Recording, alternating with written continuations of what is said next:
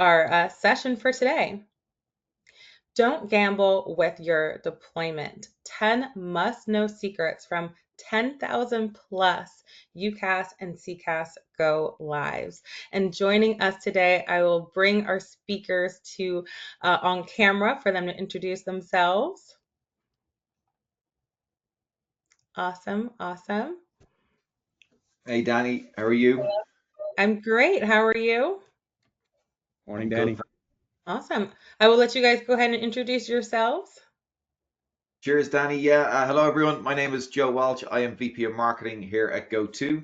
I've been with the company for almost 6 years now, and previously worked with brands like British Telecom, Microsoft, and Cisco as well. So, looking forward to our conversation over the next 30 minutes or so. Thanks, Joe. Todd Doyle, I'm the Vice President of Professional Services. I do all the implementations and onboardings globally for GoTo.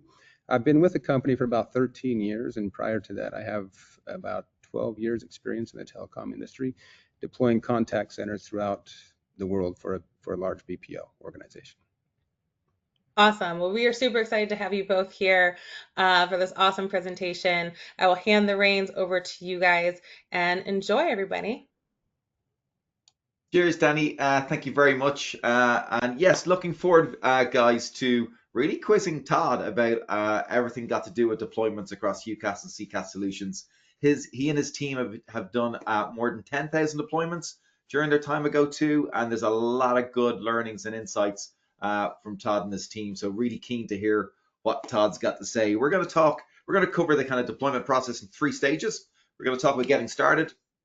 Then we're going to be talking about setting the stage. And then we're going to be talking about bringing that deployment to life, right? Those 3 stages, we got 10 points across all 3, 2 around getting started, 4 around setting the stage, and 4 around bringing it to life. And then we'll open the floor for any questions as well from you guys. If you get a chance, you can submit your questions as we go as well. And then Danny will help us get to those at the end of the session. So Todd, before we dive in, anything you want to say to tee up the session?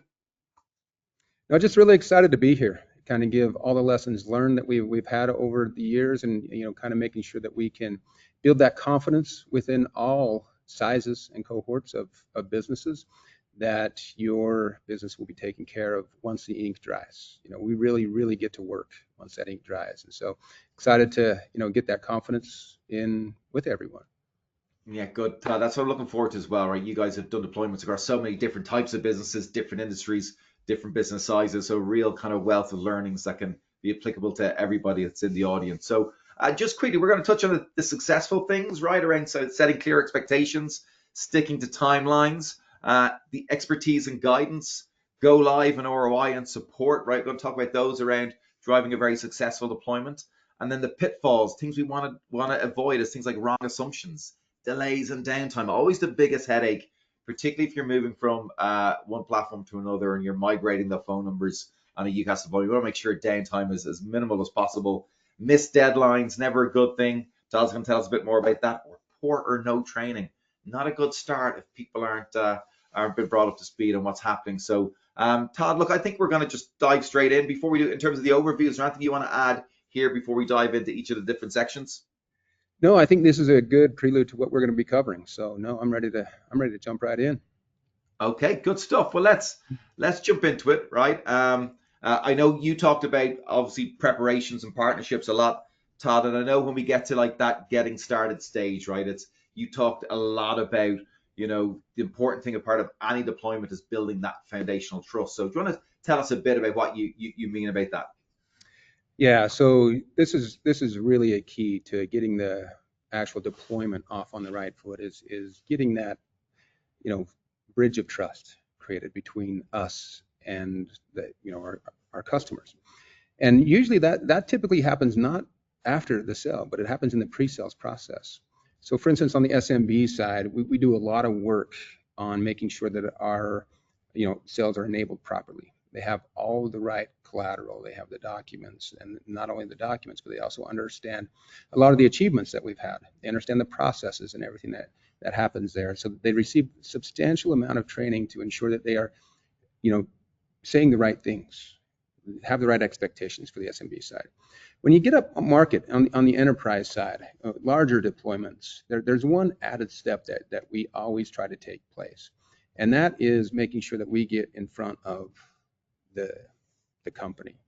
When you get these larger enterprise entities, they usually are compartmentalized. They have a lot of different influencers in the buying decision. You'll have your executive sponsors, you'll have your financial teams, you'll have the operations team, you'll also have the IT teams. And there's multiple teams within the IT that are helping influence this decision. You'll have, obviously the telephony team, a network team, typically a security team to make sure that we're complying with all the security standards within that vertical that they're in. And then, also an API team or an integrations team to make sure that we're getting the right custom solution for them. When you introduce our team into that pre-sales process, it's going to really start, building out those blueprints for that bridge of trust. And one of the things that the customer is going to be able to do is going to provide clarity and confidence that we're going to be able to do the things that we're saying that we're going to be able to do. For instance, if there's any knowledge gaps, we're going to come in and be able to answer those questions. There's, it reinforces our commitment to the overall partnership because we're willing to jump on in the pre-sales process to ensure the post-sales process works great. Now, during that meeting, we actually are able to gather a lot of information as well that's going to help us to provide that custom solution that they are looking to in order for their, the outcomes that they want to achieve, the value from this solution that they're going to want to get out of. Now, by us joining those calls, again, it solidifies. It's going to solidify our communication plan. It's going to solidify our domain expertise. And then once we get a little bit of that information, usually we'll do a pre-sales follow-up call, and my team will take the information that they receive, and they'll go through this kind of mini Kaizen type process.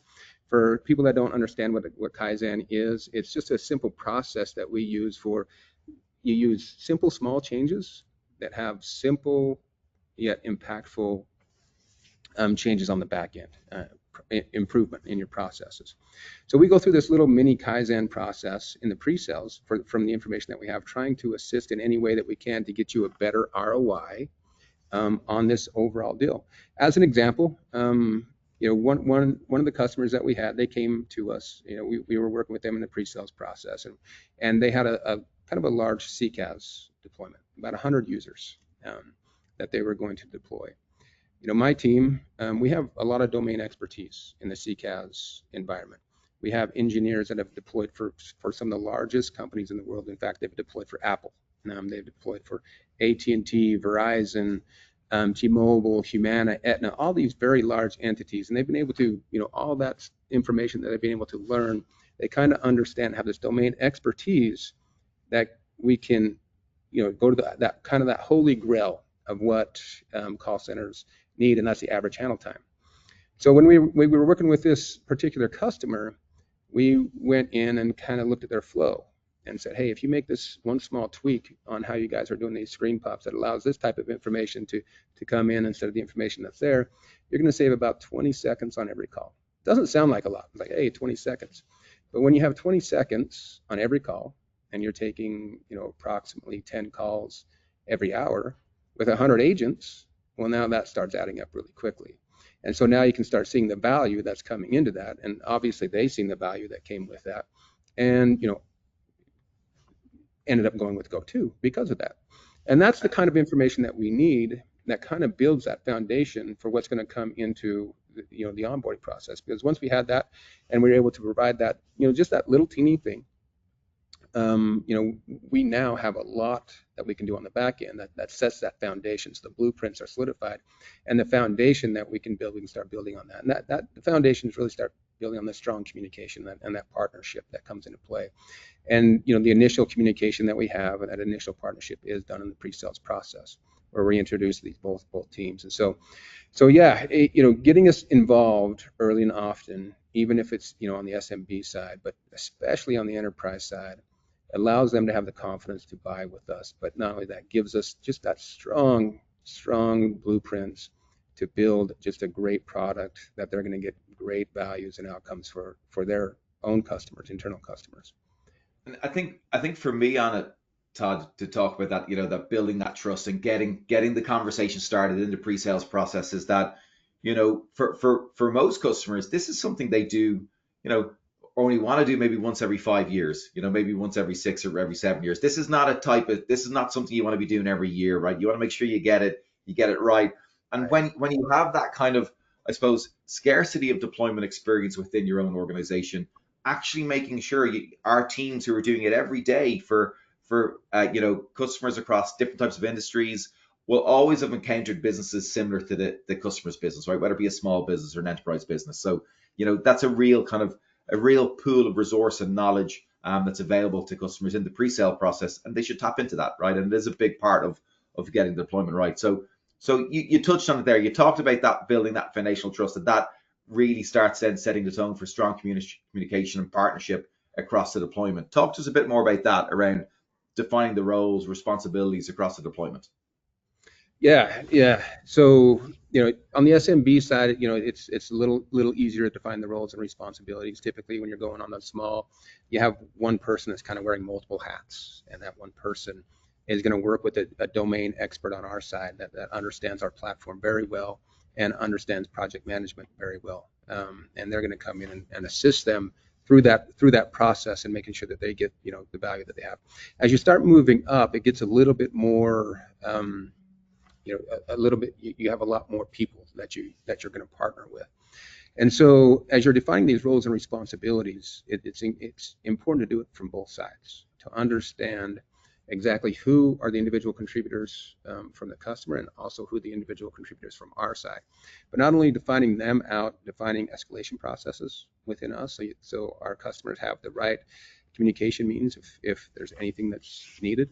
But the roles and responsibility comes in like a project manager, an engineer that understands networking, firewalls, all aspects of the underlying technology in order to make the technology that they're deploying work properly. So you'll have engineers, and you have trainers, you have porting experts, and you have logistics. All of these people that have different roles and responsibilities are introduced. They're clearly defined, and they have the right communication plans in order to work with them. And we'll kind of get into that in just a little bit, but that's how you start building that strong communication plan, is by understanding how the communication is going to work within the organization, and who is all going to be involved with it, and making to make sure that this deployment stays on track, we get the right value, and we have a strong zero downtime deployment as we go through it. And so here is really where the rubber starts meeting the road, is where these roles and responsibilities, and making sure that it's there. Now, as we get into the next level, we'll kind of start there with getting into the plan of it. Start getting the plan, because that kind of rolls into this communication aspect of it as well, with that partnership. Okay, good stuff, Todd. So again, for anybody that's out there, we know a lot of people are currently in the process of looking for vendors and looking for providers across UCaaS and CCaaS solutions, right? Key things in the pre-sales process is get the dialogue going, start building that foundational trust with the teams. That's going to set you off on the right foot, and then also make sure that all the parties that are going to be involved in deployment are clearly identified and outlined, and those roles and responsibilities are crystal clear for everybody. Okay, and that means getting that right from the prep stage means you're getting into a good position from your planning side, right? So that can start. That doesn't need to wait until you choose vendor. That can start right now and start engaging with your vendors in that process. Okay, so, and we know again a lot of people are doing this. There's a massive amount of spending going on in UCaaS in 2025. So we're then in setting the stage. We're at the planning stage. So talk to me a bit more about the project management, Todd, and what advice you have for people around that. Perfect. Yeah. So this is where again, where the rubber hits the road. We're starting. The project has come in. We're going to start working with the company to make sure that they're getting the value that they signed up for. So on the small business side, within 24 hours, you're going to have one of those domain expert project coordinators, project managers with the technical expertise. They'll reach out to you, trying to set up a kickoff call.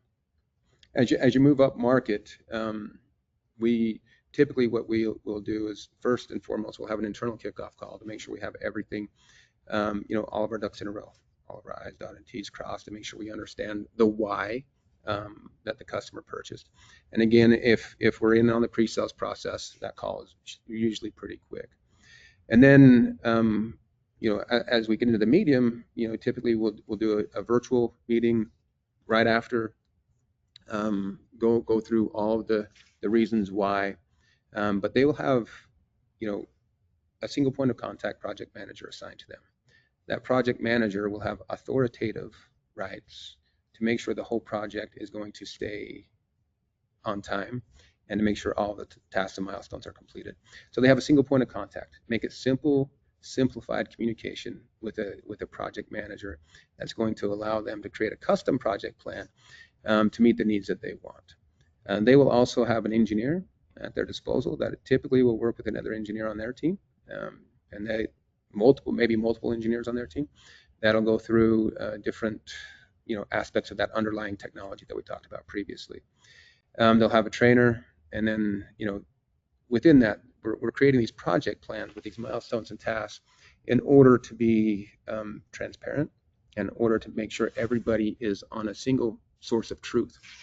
As you get up into the enterprise realm, one of the things that we do is we invest in that, and we'll go out on site so we can meet the full team, and we can meet the full individual contributors.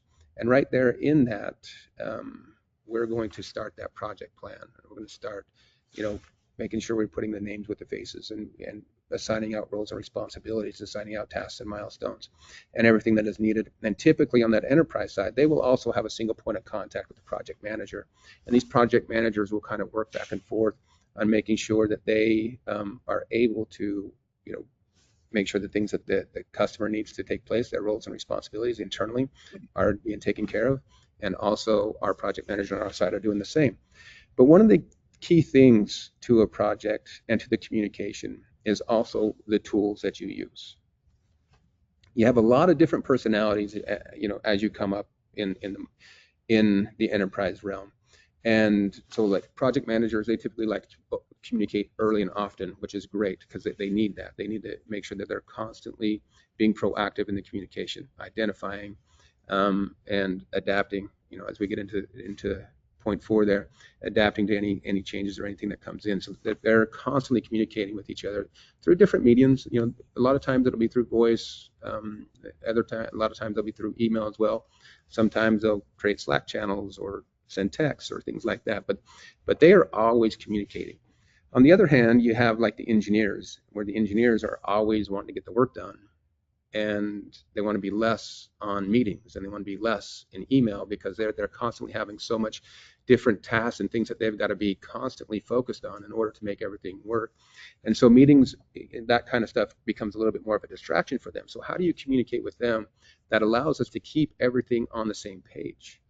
And that comes in through the tools. If you have a tool that allows, not only the customer and GoTo and all the individual contributors access into that tool, access into their tasks, into their milestones, that they can go in and simply mark the stuff that they've finished. It allows the two project managers to stay completely on track. It allows both of them to see exactly how both sides are doing. And not only that, it gives the executive reports that they need in order for them to be satisfied with the progress that's going on throughout, the onboarding process. And so that tool will take away a lot of the frustrations from both project managers of trying to constantly track down the different individual contributors that are going on with that. So having the right tool set is also very important to having the right skill set. It's not on par, but it's very important to having there in order to make that project streamlined, in order to hold that project accountable, in order to be able to, as we go into slide, point 4 there, the adaptability and the proactive communication can be done through tools. It adds another element, another layer to that ability to communicate with each other, to keep those things on track. And if a change needs to happen, having those backup plans that allows us to adapt and overcome and keep the project going forward is a critical piece. And so as they're doing out those project plans, they'll look for those types of things. Okay, how do I have a backup plan? Who's my backup to my project manager? Who's my backup to my engineers? And, how do I, in case somebody gets sick, what happens? And, all these items are looked at, and all of these items are part of the project plan to ensure that, when change happens or any obstacles come up that may delay a little bit to get a certain task or milestone done, we're able to overcome them and keep the full project on time. Because that's another piece there is keeping the project on time.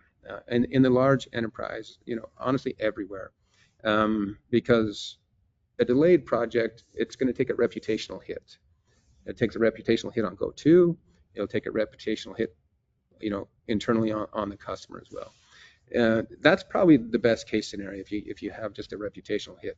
It could cause other items to come into play. Maybe we're going to get into the downtime and things like that.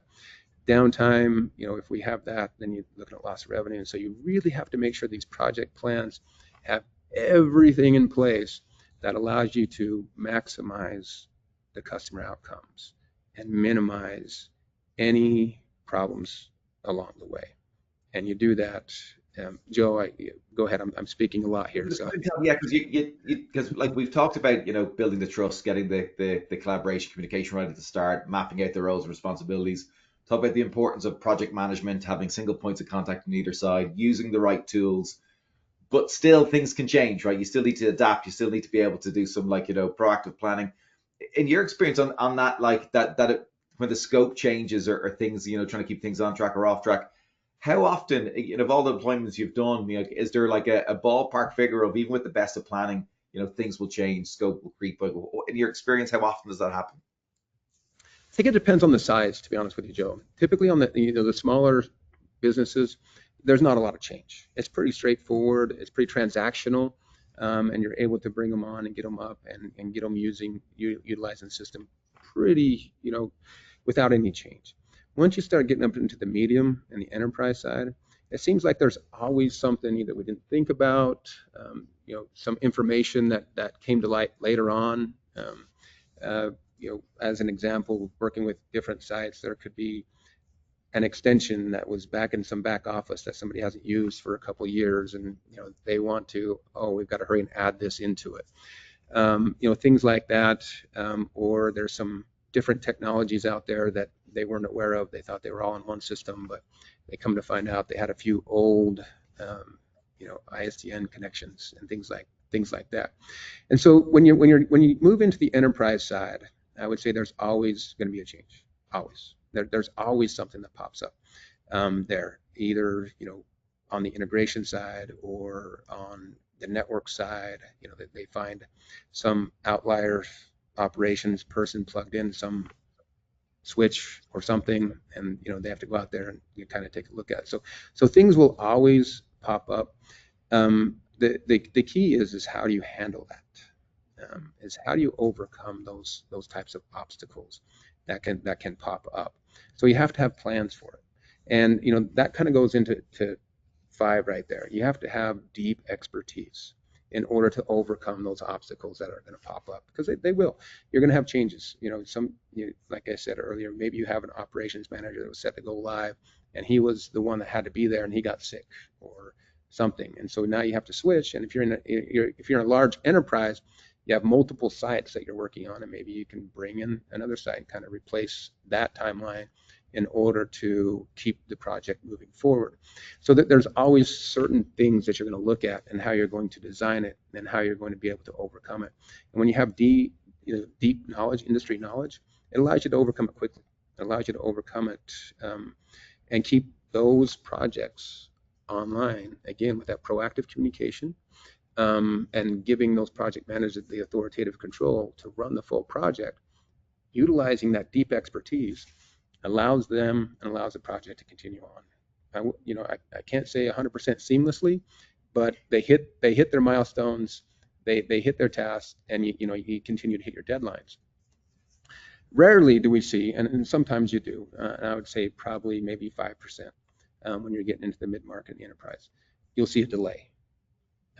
And that's probably where the bigger, piece of the puzzle is how many of these are really delayed, not necessarily how many times, we have to adapt and change. But how many of these are delayed? And so, maybe around 5% will come in on delays, and typically the delays will come into porting rejections.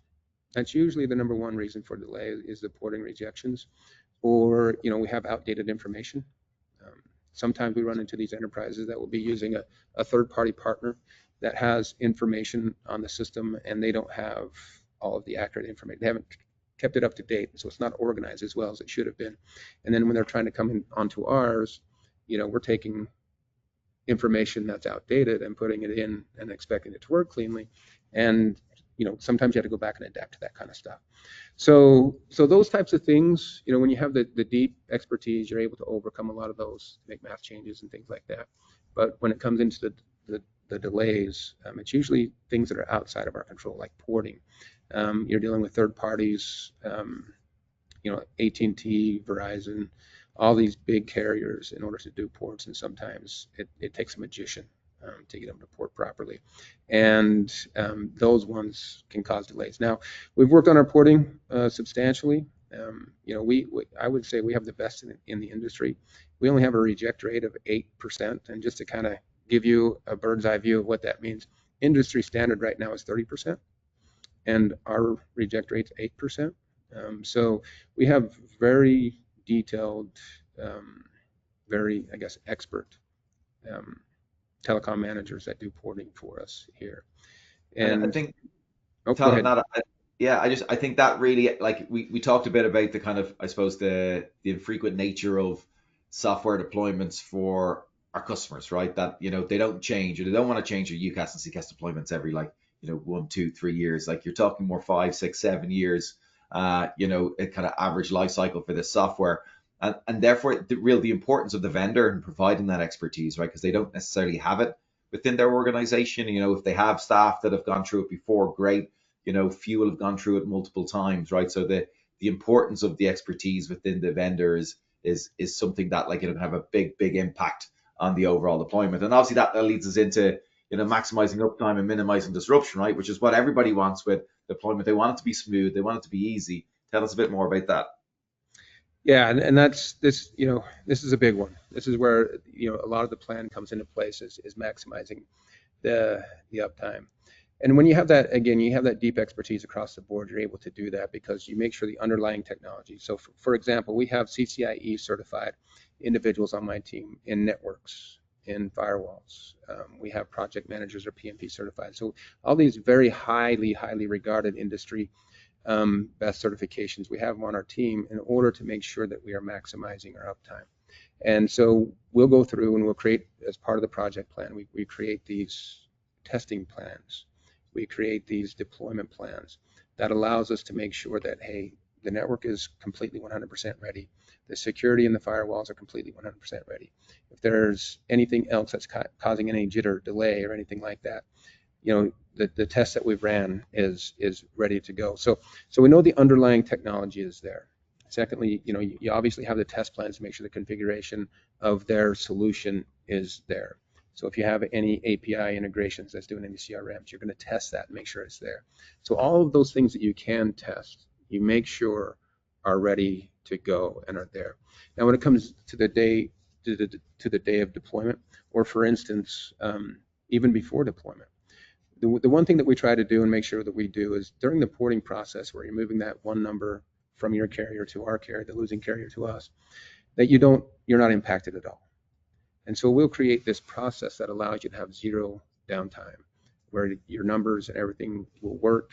Outbound and inbound, you won't see any end user change. They won't know any difference because on the back end, we're able to configure the system in a way that allows them to communicate. And that goes all the way down to every single one of their ways that they communicate. If it's an extension to extension dial from an enterprise where you have multi-site deployments, we will come in and make sure that we're able to maintain that same end user experience by creating those extension to extension communication paths. And so that's how we're going to maximize it, with that. And we do that, a large part, we learn a lot of that when you're dealing with some emergency type customers. So for instance, deploying hospitals. Hospitals can't have any downtime. that is a very critical element, an area that you got to really, really make sure that they are up 100% of the time. And so when we're deploying hospitals, which we have multiple on our platform, when we're deploying those hospitals, we make sure that we have designed a plan that allows them to have zero downtime. And there's minimal end user change in the way that they communicate. Obviously, when you're changing phones and things like that, there's going to be small end user trainings and a learning curve that they're going to have to do. But as far as the way that they communicate with each other, communicating to other hospitals, communicating, outbound, communicating inbound, everything like that, that will all be the same. They don't have to memorize any new extensions. They don't have to do anything like that. It's all very much the same. And so there's where you're going to maximize your uptime and minimize any disruption, is by making sure that you have all of that in place for when you do transition over. And yeah, and we've got, again, that domain expertise that allows us to communicate in really every way that you can.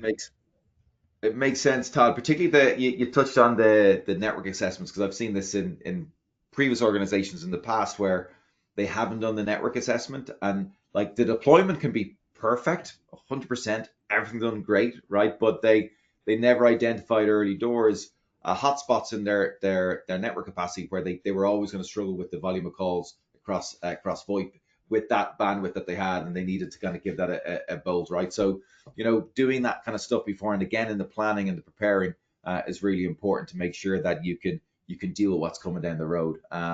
So great, good insights on that. So we've looked at the pre-sale stage, we've looked at kind of planning. So let's talk a little bit more about execution, right? But before we do, again, just a quick stat: the importance of planning, the importance of adaptability across the deployment, right? Is that 70% of all digital transformation initiatives fall short of their goals, most commonly due to lack of flexibility in handling change and poor change management, right? So again, really important that you set yourselves and your teams up for success with the deployment, and not always be expecting the unexpected, right? Because things can happen. You do need to adapt, you need to change. And if you scenario plan, it puts you in a stronger position. So, okay, Todd, we're here. We're bringing the deployment to life here. We're looking for, first and foremost, a flawless deployment execution after all the planning.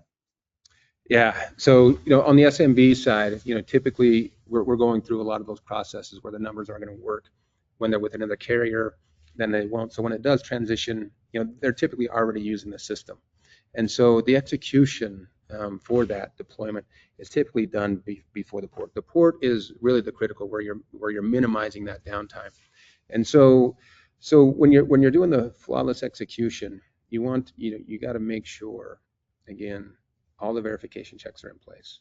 We kind of went through that whole plan of verifying the network, verifying, all of the underlying technology is completely in place. Now, when we go live, you have it's a lot simpler.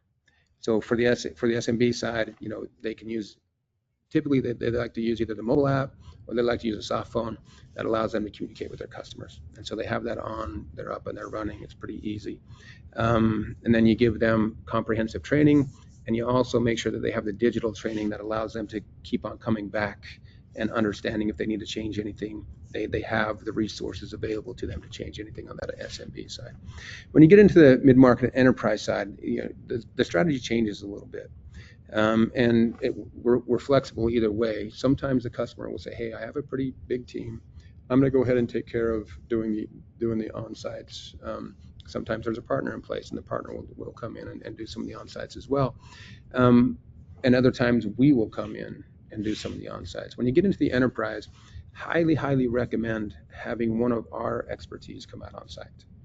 When you're going live, it's important to have that domain expert that allows you to, from both sides. So, if we're putting a 400 seat site live, we're bringing them on board. Having an engineer there, pre-go live, during go live, and post go live is going to give you the best opportunity for the most success, because they're going to understand every situation, and they're going to understand our platform. And not only they're going to understand our platform, they can work with someone with that enterprise team that they've built that relationship of trust with, to where if, somebody, like you say, in the back office is having some call quality issues, they can go resolve that. And they can do it right then, right there and quick, and make sure that everything comes up and starts working as it should. Now, as we've talked about earlier, if you plan and you get all the underlying technology done, this particular piece there's a lot less anxiety with it and a lot more chance for success. Because as you bring them on, it's usually training that you have to worry about. And that's where you want it to be. You don't want to worry about the jitter, delay, call quality issues. You want to do that. And, I would say, at least 90% of the time, we don't ever have to worry about that because of all of the checks and balances that we do. On occasion, you'll have a switch in some back office or something that may have an issue that they need to resolve, and they'll go in and fix that. But for the most part, call quality is there, and this is the time that you really want to instill confidence in the end users that are using the product. And so if you can focus your time on the end users and giving them the right training and giving them, making sure that they feel comfortable with the system, it rolls out a lot smoother. So all those steps that we're taking prior to this, all of those configurations, design meetings, everything that comes all the way to this deployment, go live date is critical, because your go live, you want to really focus again just on end user and them using the product. That will make the IT staff's day. And I use this term all the time with them. I want you guys to forget my name because you're having such a great deployment that you don't ever need to call me. And that's the goal. We don't want them calling us, and we especially don't want those end users calling into the IT staff. And so having a GoTo representative on site, that gives them that point of contact to come in and say, hey, I need a little extra training on how to transfer a call, how to put a call on hold. That is, helps out immensely with the overall satisfaction of an onboarding, of the onboarding phase. And so, that's, kind of there. And then for us, we do things a little different when we go into the dedicated post go live support. A lot of people, once they go live, they're quick to transition off on a support. They're quick to hand it off to either CSM or to support and let them go. We like to give them like this little incubation period where they still have access to the same team that helped them deploy all the technology in case something comes up. And a change happens or something, they have extra questions or anything like that. So we'll keep them, we'll stay available to them for a certain amount of time. Obviously, it depends on the time, but we'll stay available to them for that time to make sure everything is smooth and flawless. And then once we know that it's smooth and flawless, and they're not going to have any, really hardly any support needs, minimal support needs, especially for the first 30, 60, 90 days, then we'll work on the transition plan and show them the transition plan as they go into support. And that is done only through a customer sign-off. That's another thing that we do that a lot of competitors don't. We want to make sure that the customer is confident with the solution. And our project plan that we co-collaborated on is complete. And I'm willing to sign off on all the tasks and milestones.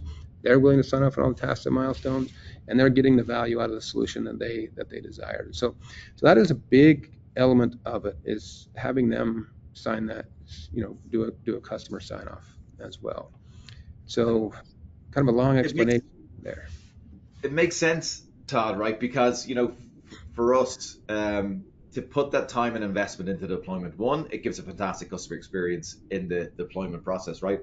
But also, you do sign it off, and it is in great state, so it does reduce the calls into our support queues afterwards, which means our support teams have more time to help and handle people with, like, maybe complex queries or complex challenges that they're experiencing, right? Because a lot of the simple stuff, the stuff you can fight off with a good proper deployment and right attention to detail at the early stages, doesn't occur for our customers, and that gives them a great experience post deployment as well. So really good insight, Todd. Really good in-depth knowledge across all the deployments that you've had. I've loved the detail. I've loved the moving from small business to large businesses and showing the difference between those deployments.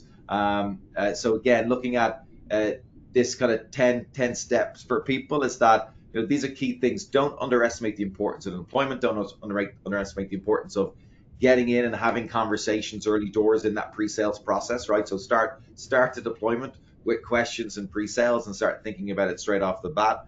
Then when you're prepping, make sure the roles are clear. You have single points of contact on both sides. You do some scenario planning to make sure you think of any kind of unforeseen things that might come down the road. Utilize the teams of the vendor that you're choosing. Hopefully that's us, right? Utilize our teams to make sure you're thinking about different things that could go wrong and utilizing our experience to help you plan for that.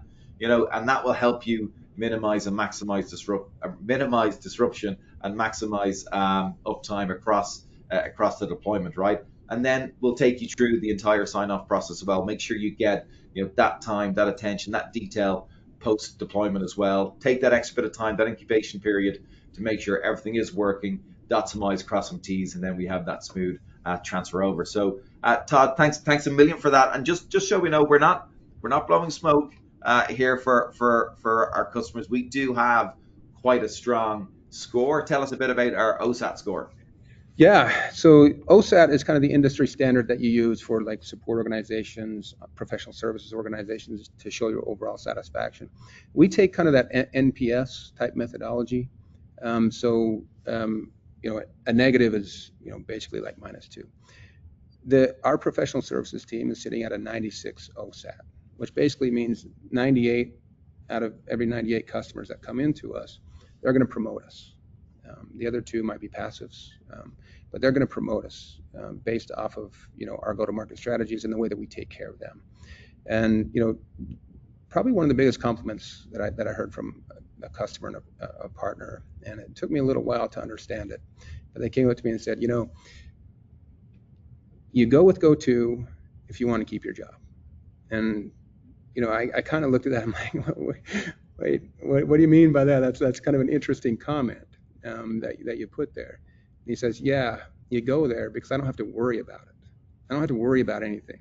You guys take care of you guys really pay attention to every little detail, and you guys really take care of the customer in a way that I just don't have to worry about it. And so the people that go with GoTo, like you said earlier, Joe, it's a big transition. And it's a big decision for these organizations because, it's 5-7 years. We have a lot of entities on our platform that's been here for 12 or longer. And when you build a great platform and you build an amazing operations, care operations post sales, that's what they're talking about that. You just have this great product that means this great service that these customers are just finding immense value from, and it shows in the numbers. Not only do we have a 96 OSAT, we won the Frost & Sullivan Best Customer Service of the Year award. That doesn't come easily. So these are third-party businesses that are telling us that, hey, you guys, your customer service is phenomenal and does great. So yeah, the processes that we discussed earlier is exactly how you reach these milestones if you really, really pay attention to it. Okay, well, Todd, thank you very much. I think we're going to take a chance to go and see what questions have been coming through while we've been running through the deployment process. Before we get to that, we are going to throw up a quick poll, right? We're going to ask people if they're not already engaged with a GoTo expert, would they like to speak to one? It's a simple yes or not at this time question. So we're going to go to that poll quickly.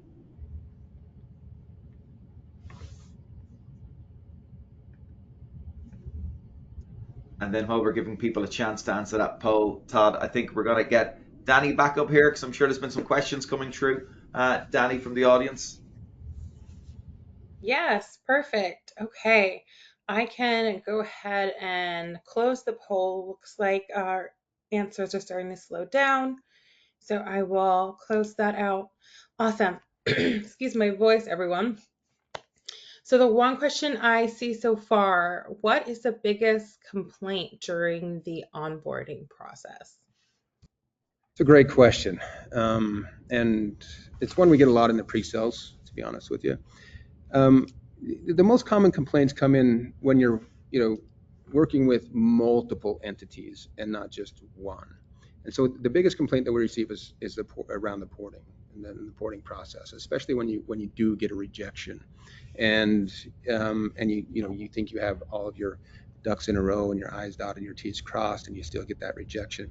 That is probably the number one complaint that you have, and the reason being is you are working with carriers that are losing business, and they have no desire to give you their business. They don't.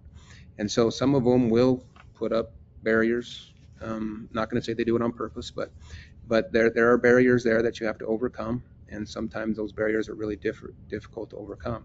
And so introducing that other element, that other party into the equation, obviously increases the dissatisfaction, the potential for dissatisfaction. And that's where the number one complaint will come from, is on that porting side and working with those losing carriers. Awesome. Thank you for that. Makes total sense. Another question that came up is, if you are deploying several different entities, is it best to do it all together or kind of separately? It's a great question. So honestly, that depends. And it depends on how much workforce you have available at your disposal. Most people don't have the workforce available to go multiple sites at once. They don't. Most people want to be able to do one site at a time, and that's typically what we'll see. 99% of the time we'll go one site at a time. And the reason for that is you'll bring out engineers. They'll be on site. They'll make sure everything's going smooth, and you want to make sure that site's up and running and going well before you introduce another site. And so you want to make sure everything is running smooth across the whole process. When you bring on multiple sites, you could introduce different problems. Now, with that being said, it goes back to the underlying technology and making sure you're set up. If you can integrate all the systems and make sure the communication plans between all these different sites still work as you bring on one site at a time, it allows for that that higher satisfaction for our customers. And so since we're able to do that, where we can integrate into all the different sites, make sure the end user experience is exactly the same, you're going to keep, that they typically always choose, hey, since we can do that, let's do the one site at a time. That way we're not going to have any end user problems, and we can also make sure that this is going really smooth at each site. Perfect. Awesome. Thank you for that, Todd. And Joe, if at any point you have anything to add, let me know. If not, I'll hop to I see one more question over here that just popped up. Yeah, no, keep going for Todd. Todd's the expert in this. Awesome. What are the deployment benefits of an all-in-one solution versus a disparate UCaaS and CCaaS solution? That's a good one, because there's multiple benefits, especially when you're coming to the configuration. If you're an administrator and you have to administer multiple platforms in order to get to the same result, obviously the ROI is going to depreciate a little bit, because now I have to maybe hire multiple people in order to manage multiple systems across the board. Secondly, usually when you're having disparate systems, they're not integrated 100%. So you're going to lack a certain amount of features and functionality, because the integrations between like a CCaaS, like a CX1 and a Cisco, for example, some disparate system out there, you're going to have these functions and features. Even though there's a small integration, you may lose out on some of the features because of that. And so when you're talking about an overall communication plan within the organization, when you have disparate systems, it is so much harder for those systems to operate together and at full functionality and full feature rich that they want. Secondly, there's a lot more opportunity for failure, because now I added a second component in here that if that fails, then I've got issues there. And so now I've got two things that could potentially fail. And so now I'm adding in more risk to my business, as much as I'm losing out on losing out on functionality between two disparate systems. When I come on into one, so if I'm using the GoTo Complete and the GoTo UCaaS, I get the full functions, full feature rich, with the full redundancy of the GoTo platform. That allows it to be a very streamlined customer process and get you the most value out of the product. So the disparate systems is tough. That's why, you see the UCaaS, it's a unified, or the UCC, it's a unified solution. There's a reason why you want to stay on that unified solution, and those are the main reasons right there, for it. Perfect. Awesome. Thank you.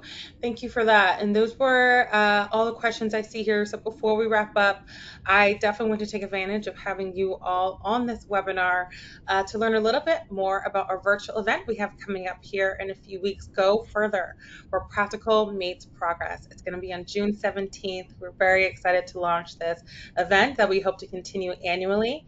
So innovation should do more than just impress. Go Further is hosted by us here at GoTo, and is where tech leaders can discover how the latest innovations in IT and communications drive real world business outcomes. So join us as we tackle today's most pressing industry challenges, propelling everyone toward a brighter, more practical tomorrow. You can scan that QR code at the right top hand corner of your screen and register. And we're super excited to see you on June 17th. On that note, thank you so much, Joe. Thank you so much, Todd. It was a great presentation. So many insights you shared, Todd. I'm sure our audience is so appreciative. So again, thank you all for joining us, and thank you both for being here. Thanks, everyone. Thanks, Danny. Thanks, Todd. Thanks, everybody. Absolutely. Bye, everybody.